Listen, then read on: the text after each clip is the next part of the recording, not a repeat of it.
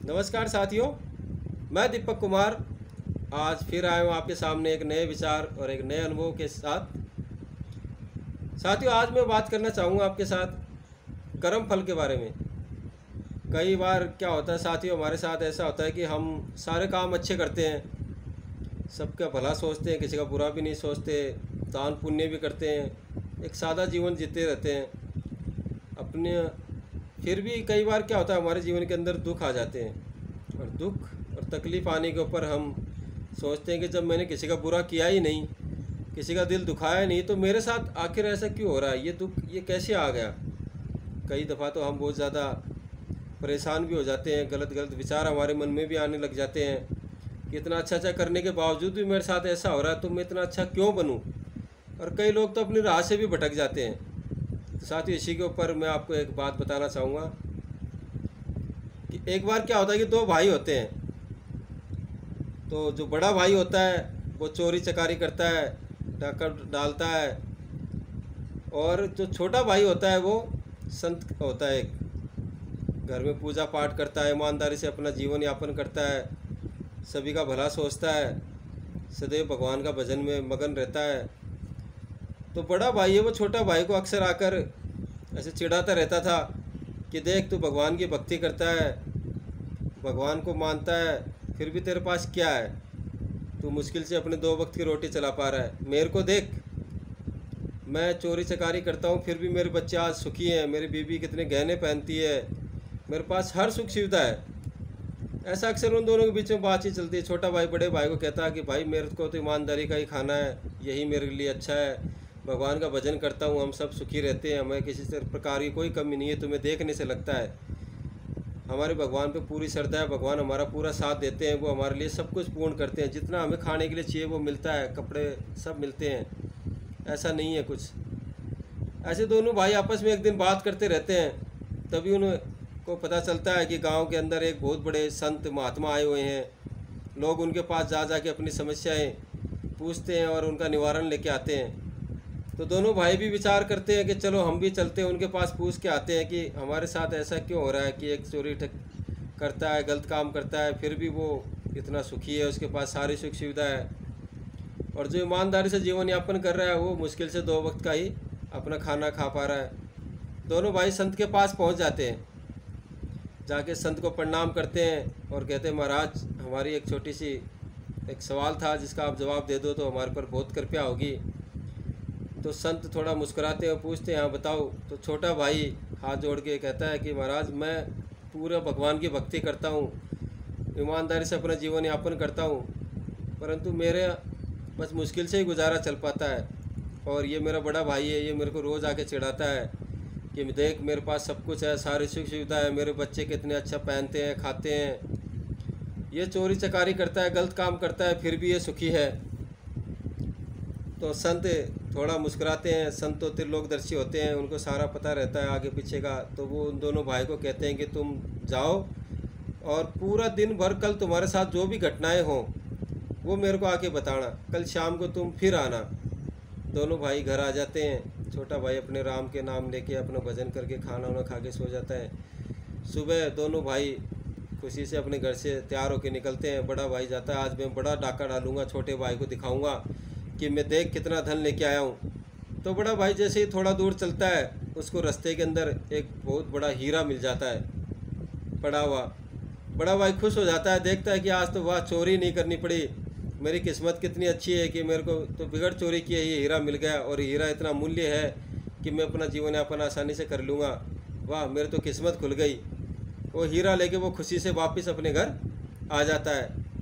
छोटा भाई भी अपने घर से राम के नाम लेके पूजा पाठ करके घर से निकलता है। थोड़ी दूर चलता है तो उसके पैर में ठोकर लग जाती है, और ठोकर लगकर वो नीचे गिर जाता है। तो उसका सिर फट जाता है, उससे रक्त बहने शुरू हो जाता है। वो वापस घर की तरफ आता है। घर पे उसकी पत्नी उसकी सेवा भाव करती है, उसके मरहम पट्टी करती है, और वो थोड़ा दुखी हो जाता है। उसके बाद वो दोनों घर पे रहते हैं। शाम को वो जैसे ही शाम होती है, दोनों भाई, बड़ा भाई छोटे भाई के पास आता है खुशी से चहकता हुआ कि चलें क्या संत के पास, चलो पूछते हैं आखिर ऐसा क्यों हुआ, मुझे हीरा मिला और तू इतना संत और इतना शरीफ आदमी होके भी तेरा सिर फट गया। तो छोटा भाई भी थोड़ा उदास हो जाता है, उसके भी थोड़े विचार मन में नकारात्मक आने लग जाते हैं। तो वो भी बोला चलो चलते हैं, संत से पूछते हैं कि आखिर ऐसा क्यों हुआ। तो दोनों भाई जैसे संत के पास जाते हैं, संत उनको देख के थोड़ा सा मुस्कुराते हैं और बुलाते हैं अपने पास और कहते हैं हाँ भाई बताओ तुम्हारे साथ दोनों के साथ क्या हुआ दिन में आज। तो बड़ा भाई खुशी से गर्व से सीना चौड़ा कर कहता है देखो महाराज, मैं चोरी करने के इरादे से घर से निकला था, मगर मुझे तो आज चोरी करनी ही नहीं पड़ी। मेरी किस्मत तो इतनी बुलंद है कि मुझे तो ये हीरा रास्ते में पड़ा हुआ मिल गया। और छोटे भाई को पूछता है तुम्हारे साथ क्या हुआ। तो देखा छोटे भाई के सिर पे चोट लगी हुई थी, पट्टी बंधी हुई थी।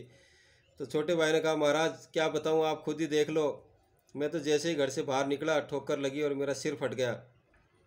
तो संत कहते हैं कि तुम्हें कुछ पता है कि मैं तुम्हें अब बताता हूँ कि तुम्हारे साथ ऐसा क्यों हुआ। तो छोटा भाई कहता है आपकी बहुत मेहरबानी होगी कि मेरा इतना अच्छा कर्म करने के बाद भी मेरे जीवन के अंदर ये दुख क्यों आया महाराज, मुझे जानना है, आप कृपया करके मुझे इसके बारे में क्या ये क्या रहस्य है मुझे बताइए। तो संत कहते हैं कि पिछले जन्म के जो तुम्हारे कर्म हैं वो बहुत ही बेकार थे, तुम एक बेकार आदमी थे, गलत काम करते थे, तो उन कर्मों की सज़ा तुम्हें अब भुगतनी पड़ रही है। तो आज के दिन तुम्हें फांसी होनी थी, मगर इस जन्म के सत्कर्मों ने तुम्हारी फांसी को एक चोट में बदल दिया था।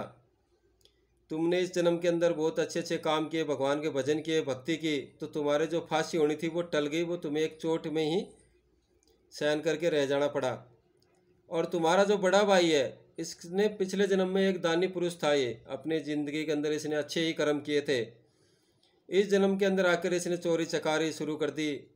तो पिछले जन्म के जो कर्म थे उनके कारण इसको इस जन्म के अंदर राजा बनना था। आज के दिन इसको आज के दिन राजपाट मिलता, परंतु इस जन्म के दुष्कर्मों के कारण इसको एक हीरे के अंदर ही संतुष्टि करनी पड़ी। तो इस तरह से तुम दोनों के जो कर्म थे वो आज पूरे हो गए हैं। तो तुम्हारा जो अब आगे से सुख के दिन शुरू हो गए हैं। छोटे भाई को संत ने कहा तुम चिंता मत करो, और बड़े भाई को भी समझाया कि तुम अभी भी अगर सत्मार्ग पे आ जाओगे, अच्छे कर्म करोगे, तो तुम्हारा भी आगे भला होना शुरू हो जाएगा, नहीं तो आगे तुम्हें और आगे दुख झेलने पड़ सकते हैं। और इसी जन्म के नहीं, तुम अगले जन्म को भी अपने को खराब कर रहे हो। तो साथियों देखा आपने किस तरह से कि हम जो कर्म करते हैं, अच्छे कर्म करते हैं, उसके बाद भी हमारे जीवन में दुख आते हैं, तो वो दुख तो हमें झेलने पड़ेंगे क्योंकि वो हमारे ही कर्मों की सज़ा है। परंतु अगर हम भगवान का भजन करते हैं, उनका ध्यान स्मरण करते हैं, तो भगवान क्या करते हैं, उन दुखों को थोड़ा सरल कर देते हैं। जहाँ छोटे भाई को फांसी होनी थी वहाँ उनका सिर फट के रह गया, नहीं तो उसको फांसी हो जाती उस दिन। उसी तरह से जैसे एक छोटा सा उदाहरण के द्वारा मैं समझाऊं कि हमारे जो कर्म उनके कारण हमें आज सज़ा मिलनी है कि हमें एक टूटी फूटी सड़क से साइकिल के से जाना है कड़ी धूप के अंदर, गर्मी के अंदर, मगर हमने इस जन्म के अंदर कोई अच्छे कर्म किए हैं तो भगवान हमें इस काबिल बना देता है कि हम उस टूटी फूटी सड़क से एक मर्सिडीज के अंदर बैठ के जाएंगे। तो ना तो हमें गर्मी लगेगी, ना झटकों का इतना सहन करना पड़ेगा, मगर झटके फिर भी हमें लगेंगे। टूटी फूटी सड़क से हमें निकलना तो पड़ेगा ही।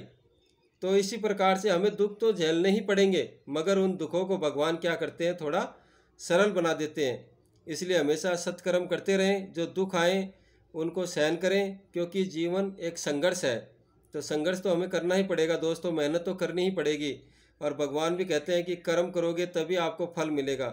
इसलिए हमें हमेशा अपने जीवन के अंदर सत्कर्म करने हैं, सही राह पे चलना है, और जो दुख कठिनाई जो आए उनसे सबक लेना, उनसे घबराना नहीं है, और भगवान की भक्ति करनी है पूरी तरह से, ताकि भगवान उन दुखों को थोड़ा सरल कर दे और हमें उनको सहने की क्षमता प्रदान करें। इसी के साथ मैं आपकी बात ख़त्म करूँगा दोस्तों। जय माता दी।